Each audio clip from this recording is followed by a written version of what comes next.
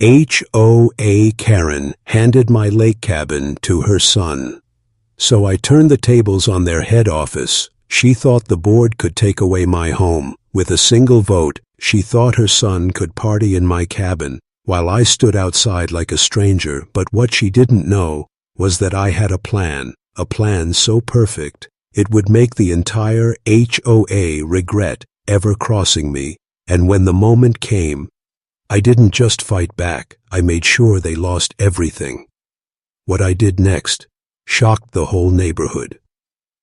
Welcome back to HOA Unit, your place for the wildest, strangest, and most unbelievable HOA stories. My name is Daniel. I live in a quiet suburban town where rules are stricter than reason, and for years, I worked hard to keep my lake cabin safe. It was my family's escape, my father's gift, my little piece of freedom. But when Karen, the HOA President, decided to hand it to her son, I realized something. If you follow every rule exactly, you can destroy the people who made them. And this is how it all began. It all began on a quiet evening at the lake. The water was calm, the air was heavy, and the sun was fading behind the trees. I was sitting on the porch of my cabin, the same porch where my father once sat, watching the ripples stretch across the lake. This place was more than just wood and stone.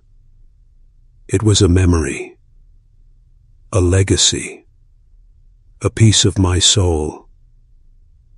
But that night, everything changed. I heard footsteps on the gravel path, firm, confident, like someone who believed they owned the ground they walked on. And when I looked up, I saw her, Karen, the president of our HOA. She wore her usual tight smile, the kind that looked polite, but never reached her eyes. Behind her stood her son, hands in his pockets, chest puffed out, like he was already the king of something he never earned. Karen looked at me, and without hesitation she spoke the words that cut deeper than any blade.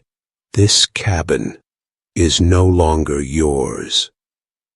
For a moment, I thought I misheard her. I laughed a little, waiting for the punchline, but she didn't laugh. Her son smirked. And that's when I felt it. This wasn't a joke, this was real. Karen explained it as if she was doing me a favor. The HOA board has reviewed the property, she said, and we decided it fits better under my son's ownership. She reached into her purse, pulled out a set of papers, and with a cruel satisfaction, she handed my cabin keys to him, just like that, as if years of memories, of sweat, of love, could be erased by her signature. I froze. I couldn't breathe. The sound of the lake faded into silence. I looked at her son, twirling the keys on his finger like a toy, his grin wide and sharp. He looked at me the way a child looks at a dog told to leave the couch, like I was being ordered off what was now his. Karen's voice was cold, final. You'll need to pack up your belongings, she said, or you'll face daily fines and legal action. Her words were like nails scraping across glass. Fines, threats, legal letters. That was the language of the HOA, and Karen was fluent in it. I wanted to scream. I wanted to tell her she had no right, but the smirk on her face told me she had already rehearsed every answer. She wanted me to fight, because in her mind, she had already won. So I stayed quiet. My hands shook, my jaw locked. I could hear my father's voice in my head, telling me to breathe, telling me to wait, because sometimes silence is stronger than rage. Karen and her son turned and walked away, as if nothing important had just happened, like they hadn't just stolen the place where my family's history lived. And the worst part, the neighbors watched. They peeked from behind curtains, from porches, from windows. Not one of them stepped forward. Not one of them spoke a word. The HOA's power was a shadow over all of us, and Karen was the shadow's queen. That night, I didn't sleep. I walked through every room of the cabin, touching the walls, running my fingers across the old wooden beams. Each one held a memory. The crack in the corner where my kids once hid their drawings, the burn mark on the counter from my father's old lantern, the carvings on the porch rail, where I etched my initials as a boy. It was all mine. But now, it was being handed to someone who never lifted a finger for it. I sat in the dark, staring out at the lake, listening to the frogs and the distant hum of crickets, and a thought kept repeating in my mind. If the HOA could take this from me, then they could take anything. No home was safe, no memory was untouchable, and if I stayed silent, they would only grow stronger. The next morning, I saw Karen's son unlocking the cabin door. He walked in like he had lived there forever. He laughed on the porch with his friends. Music played from inside, loud, careless, and I stood at the edge of the property, invisible, erased, like a ghost haunting what was once mine. But here's the thing about ghosts. Sometimes they don't rest. Sometimes they return. As I stood there, I felt something shift inside me, a calmness I can't explain. It wasn't fear anymore. It wasn't sadness. It was something sharper, colder, a resolve. Karen thought she had won. Her son thought he owned my life. But what they didn't know was that I was already planning. Every word she said, every paper she waved in my face. I memorized it, every smirk from her son, every laugh from the neighbors. I absorbed it, and deep inside, I promised myself, this wasn't the end. This was only the beginning. I would find their weakness. I would study their rules. And when the moment came, I wouldn't just take back my cabin, I would take down the very office they hid behind, because when you fight shadows, you don't need fire, you just need light, and that light was already in my hands. So I ask you, if someone stole your family's home, your memories, your peace, and handed it to their own child like a gift, what would you do? The morning after Karen handed my cabin to her son, I walked the neighborhood with heavy steps. Everything looked the same, but it didn't feel the same anymore. The trimmed lawns, the bright mailboxes, the sound of sprinklers turning in rhythm, it all felt fake, like a movie set where the actors smiled. But the script was rotten. The HOA was everywhere. On every street corner stood their rules, signs about parking, about grass length, about trash cans being hidden before dusk. Even the mailboxes had to be painted the same shade of gray. It was control, disguised as order. When I first moved here, I thought it was harmless. I thought the rules kept the place clean, safe, respectable. But now, I saw it for what it really was, a cage, and Karen was holding the key. I passed by the clubhouse, the so-called heart of the HOA, a shiny building with glass doors and polished floors. From the outside, it looked welcoming, but inside, it was the board's throne room. It was where neighbors were fined, judged, and humiliated. It was where Karen sat at the head of the long oak table, her smile sharp as a blade. I remembered my first meeting there. I sat quietly in the back, thinking it was just a group of volunteers helping the community, but I quickly learned it was power, it was control, and people like Karen fed on it like wolves. Now, every time I looked at that office, I saw the truth. It wasn't a clubhouse, it was a weapon. As I walked past the windows, I caught a glimpse of them, Karen and her board members, laughing, sipping coffee, probably planning their next victim. They didn't notice me. To them, I was already erased. But in that moment, I made a promise. One day, they would notice.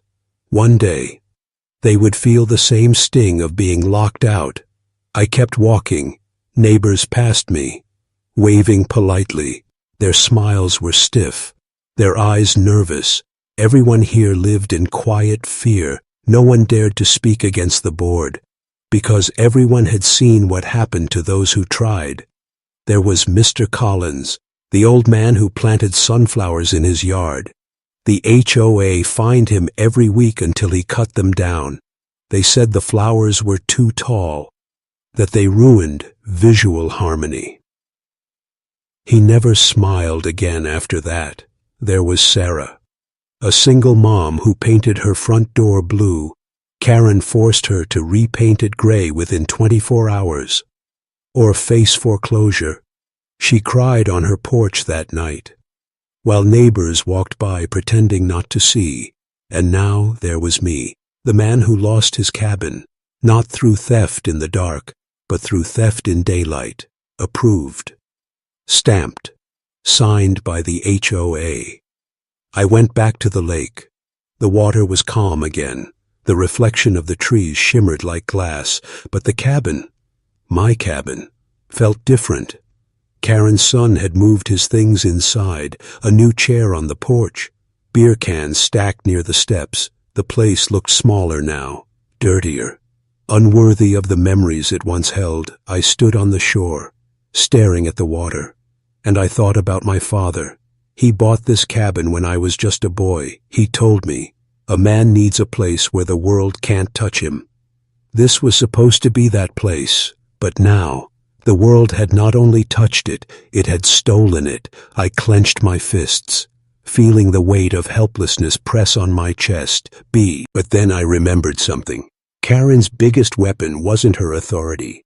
It was fear. She made people believe she was untouchable. She made them believe resistance was pointless. But what if it wasn't? I walked back home and opened the old box where I kept all my HOA letters. Stacks of envelopes, each with the same threatening tone. Fines for leaving my trash bin out too long, warnings about my grass being half an inch too tall, notices about my mailbox needing new paint. Every paper signed at the bottom, by Karen herself. At the time, I thought these were just annoyances. Now, they were clues, pieces of a puzzle I had never tried to solve.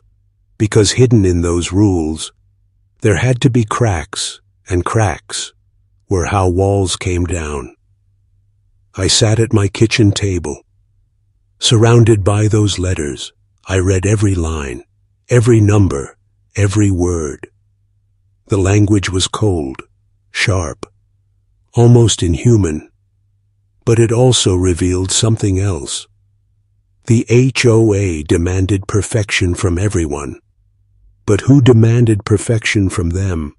As the hours passed, I realized something. The HOA wasn't as flawless as it wanted us to believe. There were contradictions, loopholes, mistakes, and Karen's own office wasn't following the very rules she forced on everyone else. That was my light, that was my weapon. But for now, I stayed quiet. I watched. I listened. I studied. Because the only way to beat someone who plays dirty is to play cleaner than they ever imagined. Days turned into weeks. Neighbors whispered about my loss, but only behind closed doors. No one dared to ask me directly. No one dared to stand beside me. And maybe that was for the best, because this fight wasn't just mine. It was bigger. It was about every neighbor who had been silenced, fined, humiliated. It was about every door repainted, every flower cut down, every dream crushed. It was about the cage we had all lived in, and the queen who ruled it. As I watched Karen's son enjoy my cabin, laughing with his friends, throwing empty bottles into the lake, I felt no anger anymore, only patience, because the higher he climbed on the throne his mother built for him, the harder the fall would be when I pulled it out from under them, and I knew that fall was coming. It was only a matter of time. So tell me this. If you discovered that the very people making rules for you were breaking those same rules in secret, would you stay silent or would you fight back? The first real blow came on a Friday evening. I drove past the lake, hoping maybe it was all a bad dream. But it wasn't. Karen's son was already living there like he had owned the place forever. The porch where my father once sat in silence was now crowded with beer cans and loud voices, music blasted from speakers. Laughter echoed across the water, and when I saw him leaning back in my old wooden chair, the one I built with my own hands, I felt something break inside me. It wasn't just that he was there. It was the way he looked at me, like I was the outsider, like I was trespassing. I stood on the edge of the gravel path, staring, and that's when he raised his glass toward me, a mocking toast. The message was clear. This is mine now. I wanted to storm up the steps, to drag him out with my own hands.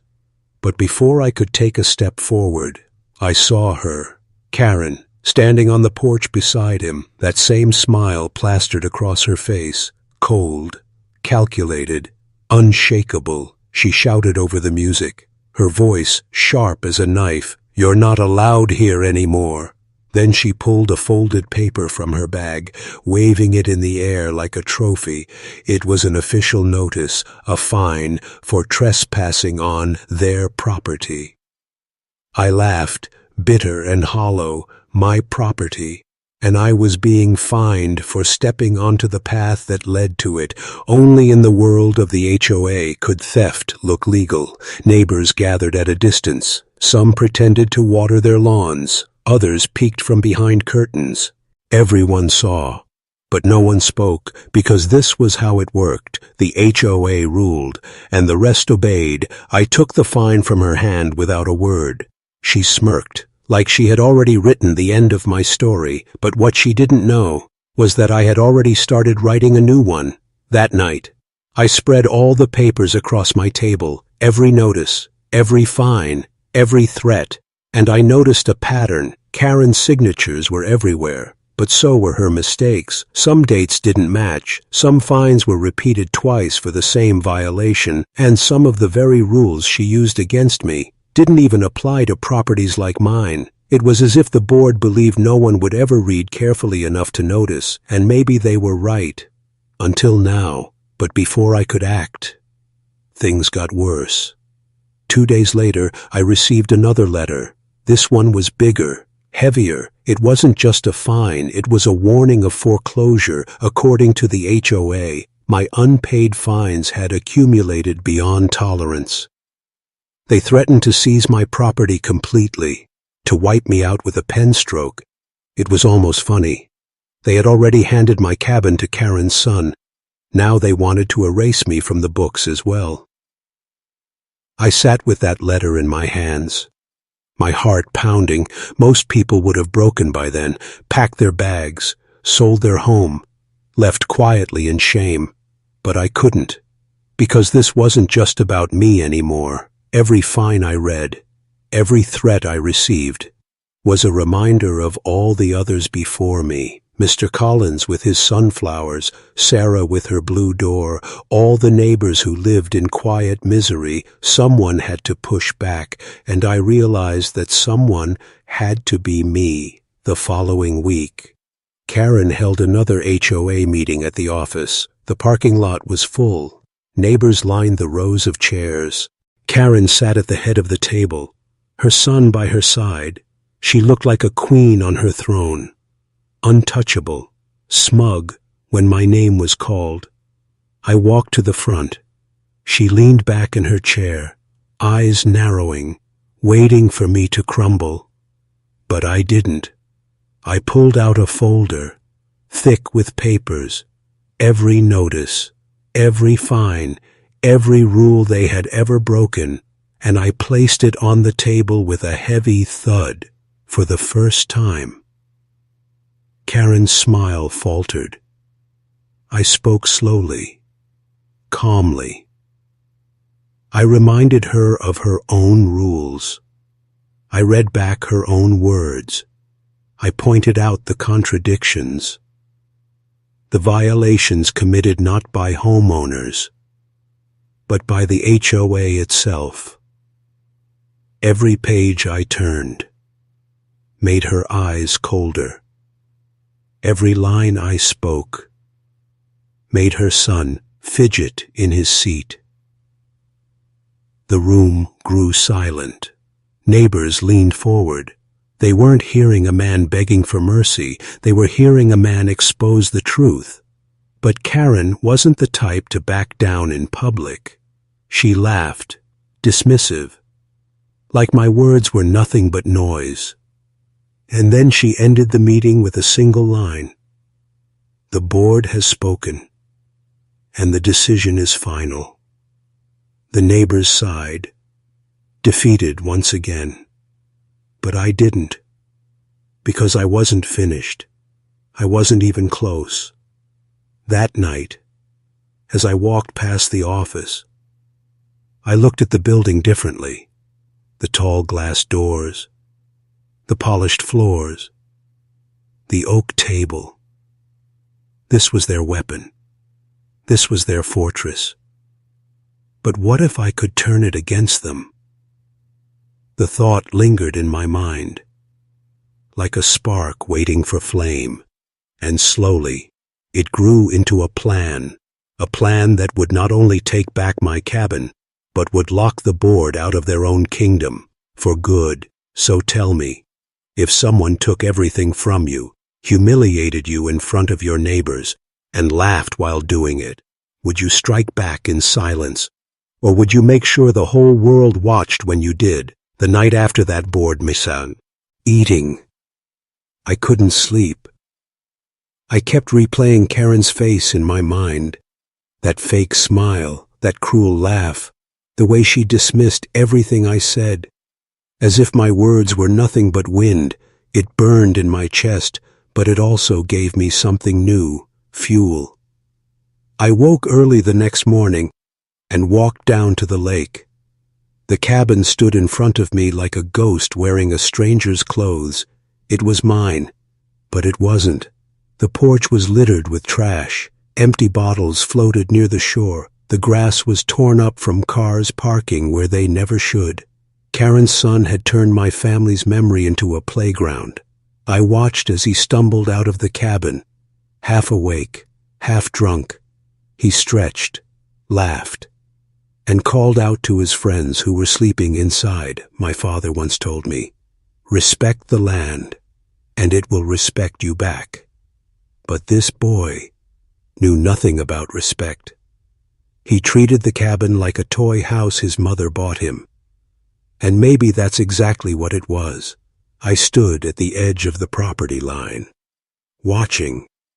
He saw me there, and instead of shame, he smirked again. He raised his hand, waved the keys in the air. The same keys Karen had handed him in front of everyone. It was his way of saying, "You lost, and I won." But what he didn't know was that I was already planning his defeat later that day. Another letter arrived at my door. More fines. They claimed I had damaged community spirit by disrupting the meeting. Community spirit. What a joke. There was no spirit here. Only fear. I opened my drawer and placed the letter with the others, stack by stack. The pile grew higher, but instead of breaking me, it made me stronger, because each paper was proof. Proof that the HOA wasn't protecting anyone. They were destroying us.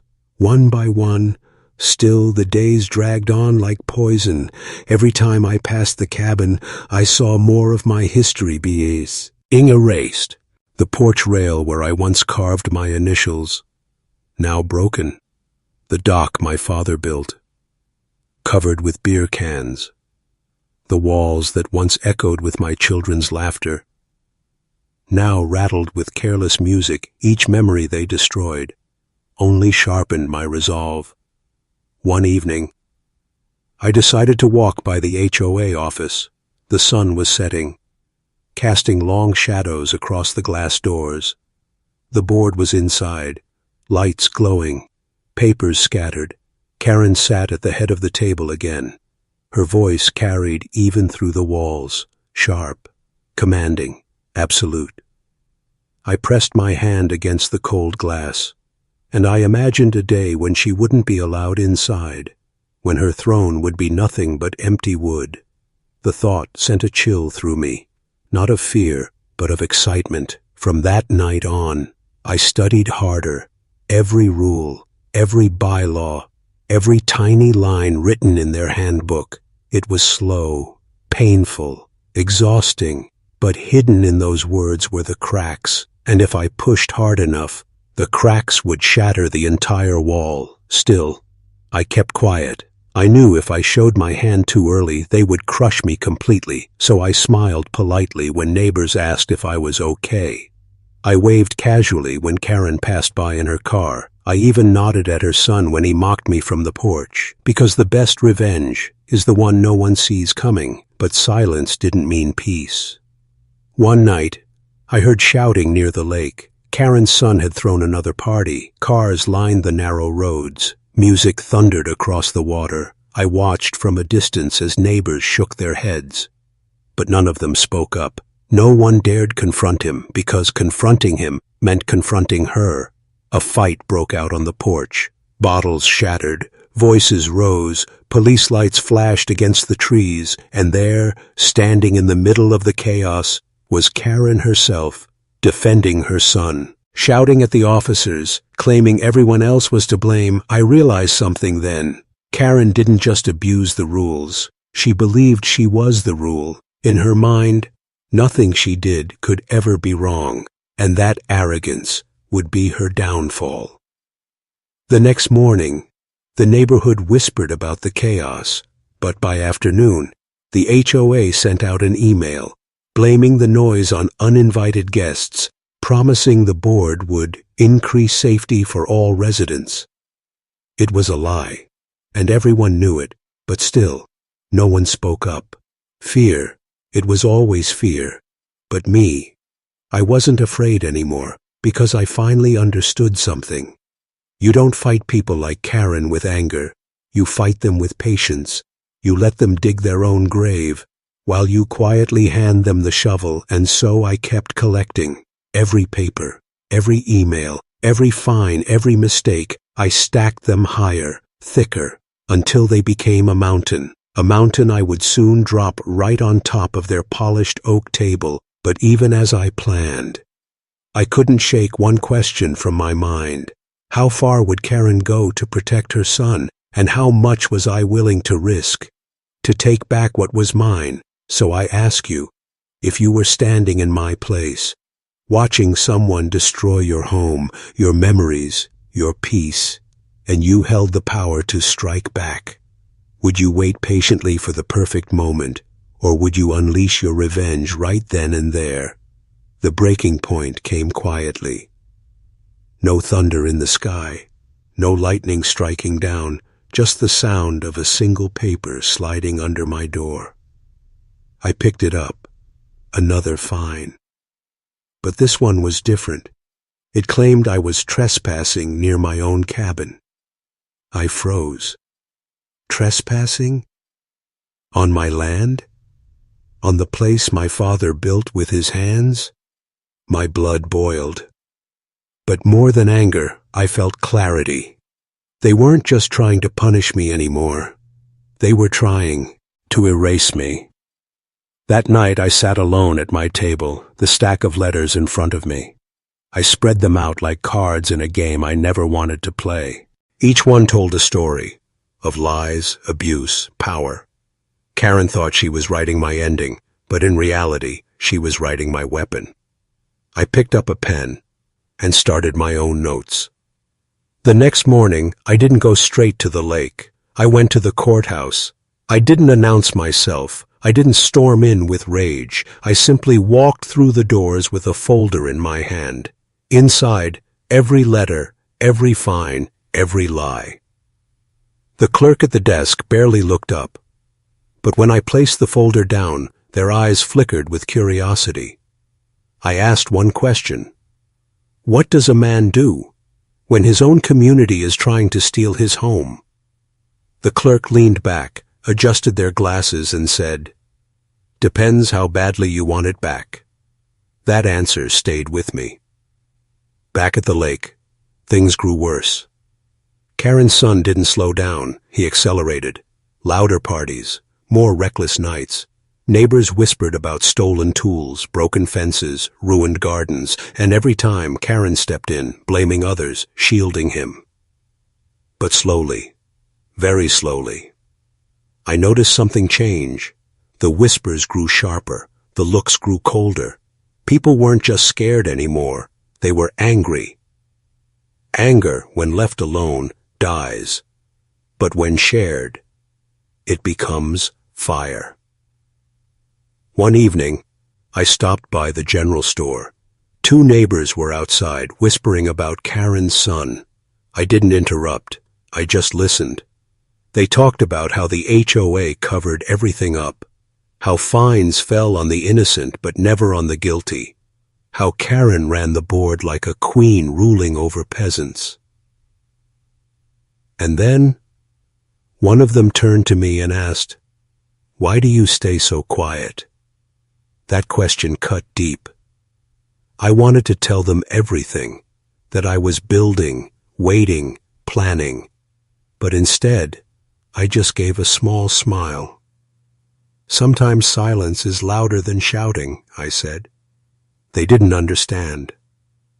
But one day, they would. Weeks passed, and the 10 sign wrapped tighter around the community like a noose. One night, another fight broke out at the cabin. I heard shouting, saw police lights reflecting on the lake again. This time, I went closer. I stood just far enough to see, hidden in the shadows. Karen's son staggered outside, swinging at another boy. People screamed. Police tried to calm the chaos. And there, like always, Karen stormed in. Her voice cut through the night. "My son did nothing wrong." The officers exchanged looks. Even they were tired of her. That was the moment I realized. Karen wasn't untouchable anymore. Her shield was cracking, and I would be the one to break it. The following morning, I made a quiet decision. No more waiting, no more only collecting. It was time to strike my first blow. I drafted letters, not to the HOA, but to the neighbors, carefully worded, not wild accusations, just truths. Copies of the fines, descriptions of the nights by the cabin, facts they had all seen but were too afraid to speak aloud. I didn't sign my name. I didn't need to. When the letters reached their mailboxes, the whispers exploded into something bigger. People stopped me by the road, asking questions, their eyes burning with suspicion, not at me, but at her. The fear was turning into courage, exactly what I needed. Karen, of course, didn't stay quiet. At the next HOA meeting, she was red with rage. She slammed papers, accused troublemakers of spreading lies. Her voice was shrill, desperate, nothing like the calm control she once had. But for the first time, people didn't just nod. They shifted in their chairs. They glanced at one another. They hesitated. Doubt. It was in the air. And once doubt enters, it never leaves. I sat in the back of that meeting, silent as a shadow. Karen's eyes scanned the room, searching for someone to blame. When they landed on me, I didn't flinch. I just stared back, calm, cold, and for the first time, I saw something in her eyes. Not arrogance, not triumph, but fear. That night, I walked to the cabin. It was quiet for once. Karen's son wasn't there. The porch creaked under my feet as I stepped onto it. I placed my hand against the wall, my father's wall. I closed my eyes and whispered, They think they own you, but you're still mine. The lake was calm. The stars reflected across the water like tiny lanterns, and in that moment, I made a vow. I wouldn't stop until Karen's empire fell, not just for me, but for everyone she had silenced. The turning point wasn't a single event. It was a collection of moments, the fines, the parties, the whispers, the cracks in Karen's mask. It all added up to one truth. The queen was stumbling, and when a queen stumbles, it doesn't take much to bring the whole kingdom crashing down. So now the question wasn't if I would strike, it was how hard. And that's the thought that haunted me as I walked back through the night, my steps echoing against the quiet shore. So tell me, if you had the chance to pull down the mask of someone who abused their power for years, would you expose them slowly, piece by piece, or would you tear the whole thing away in one ruthless move? It started with silence, a silence that wasn't normal. No music blasting from the cabin, no drunken laughter echoing across the lake, no car headlights flashing through the night. For the first time in months, the cabin was quiet. I should have felt relief, but instead I felt curiosity, because silence doesn't come from change, it comes from fear. And fear meant something was slipping through Karen's fingers. The next morning, I walked down the neighborhood path. Faces that once looked away now looked at me.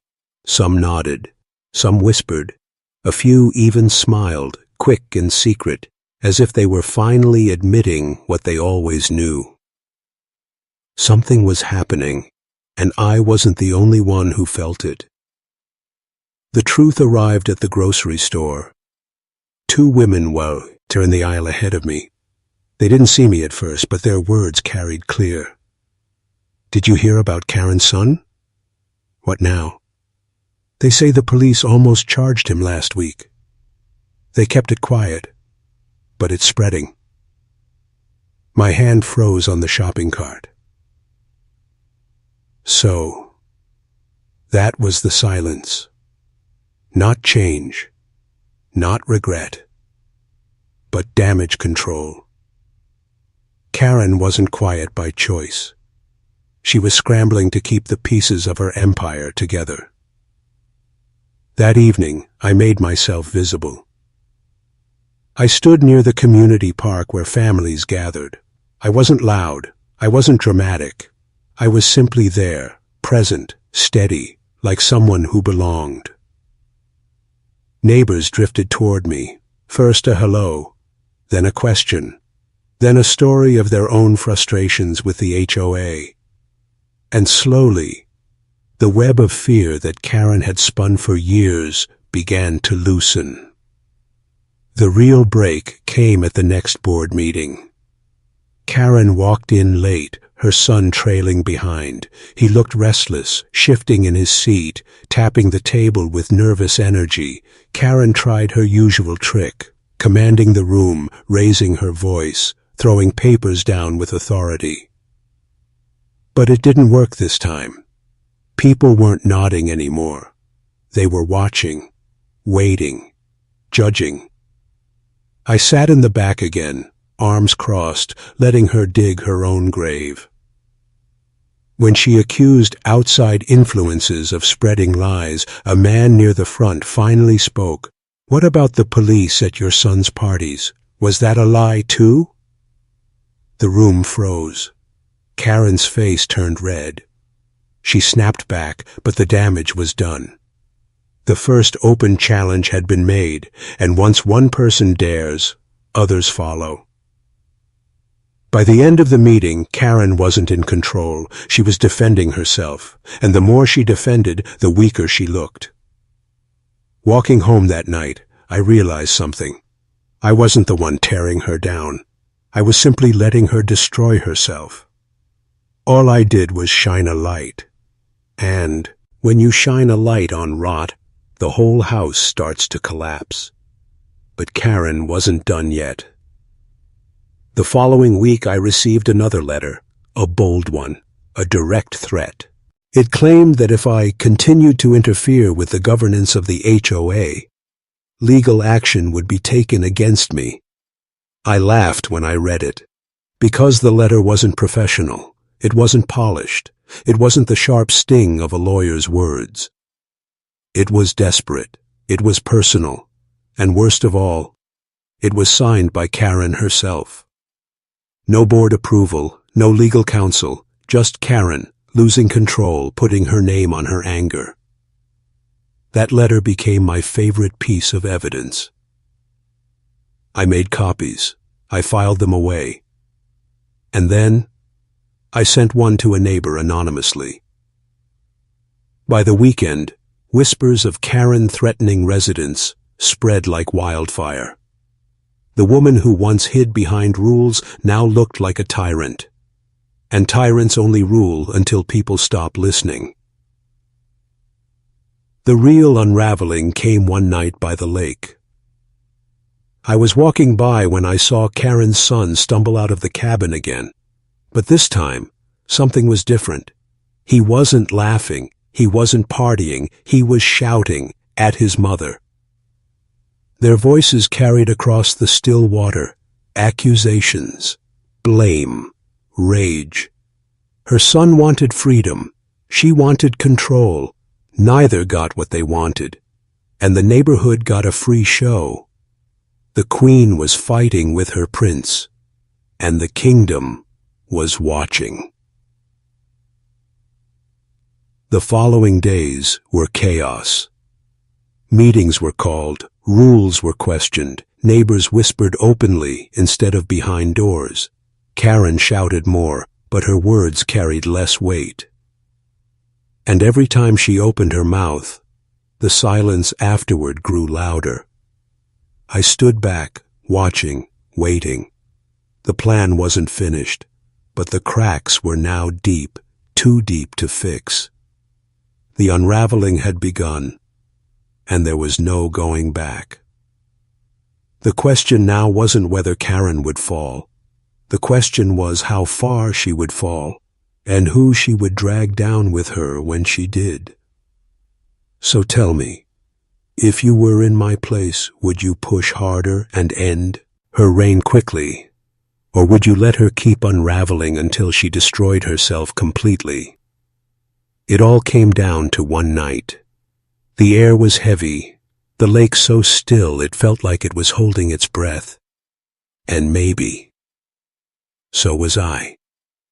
Because I knew what I had planned would either free me or bury me. Karen had called an emergency HOA meeting, the kind where she expected everyone to show up, bow their heads, and listen like obedient children. But this time, things were different. I walked in with a folder under my arm, the same folder I had been building for months. Every fine, every letter, every threat, even her handwritten note signed in desperation. The room was packed. Neighbors filled the chairs, lined the walls, some even standing near the doors. The air buzzed with whispers. Karen sat at the front, her son beside her, arms crossed like a sulking child. She slammed her gavel down. "Order!" she barked. But the word didn't carry the same weight anymore. It cracked in the air like brittle glass. She began her speech. Accusations, denials, blaming troublemakers, blaming me, blaming anyone but herself. And then, I stood up. I didn't raise my voice. I didn't wave my hands. I just walked to the front, folder in hand, and placed it on the table.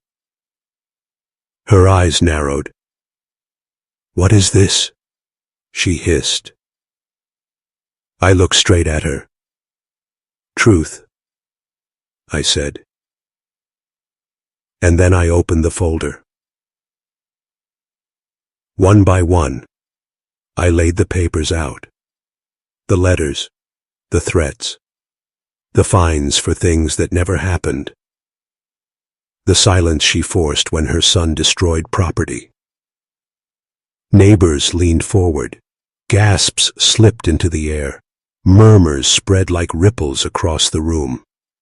And then I held up the crown jewel, her handwritten letter, signed by her, threatening me directly. "This," I said, my voice steady, "is not governance. This is abuse." The room erupted. Voices rose. People shouted. Years of faith submissive.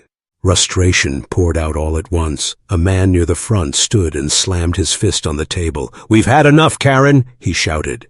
Her son tried to jump in, yelling back, but nobody listened. Not this time. Not anymore. Karen's face drained of color. She tried to gavel the room into silence, but the sound of her gavel was drowned by the sound of truth finally breaking free. I stepped back, watching it all unfold. I didn't need to push further. She had built her empire on control, on fear, on lies, and now, stripped bare, she had nothing left. Neighbors called for a vote right there, right then. Hands shot up, one by one, almost unanimous. Karen was out. Her son banned from the cabin, her power gone in a single evening.